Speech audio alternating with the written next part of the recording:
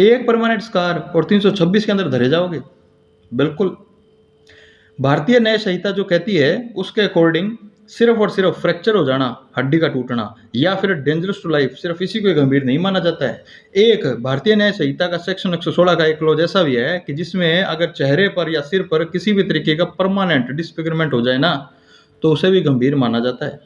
याद रखना, medico legal cases के अंदर अपीयरेंस भी काम आती है। कभी कभी अपीयरेंस बहुत मैटर करती है। इसलिए कहता हूँ कि ध्यान रखो, कोई ऐसी चोट जो आम नागरिक होने के नाते अपने को लगता है कि बहुत ज़्यादा गंभीर होगी, वो सिंपल में आ जाती है भारतीय कानून के तहत।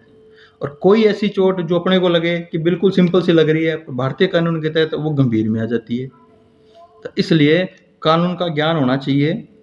भारतीय न्याय संहिता का सेक्शन 116 का क्लोज 6 कहता है परमानेंट डिसफिगरमेंट ऑफ हेड और फेस।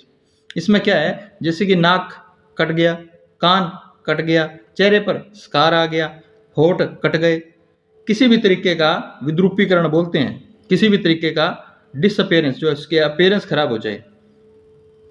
भले ही वो बंदा अच्छी तरह से बोल रहा हो, भले ही वो बंदा अच्छी तरह से खा रहा हो, भले ही वो बंदा बढ़िया तरीके से नाच कूद रहा हो, पर इस क्लोज में अगर ऐसी कोई इंजरी है तो वो गंभीर मानी जाती है। और पुरानी आईपीसी की बात करें तो धारा 26 जो लगती है ना, वो इसके बेस पे लग जाती है। बशर्ते एक ही शर्त है कि ये जो डिसफिगरमेंट है ये परमानेंट होना चाहिए।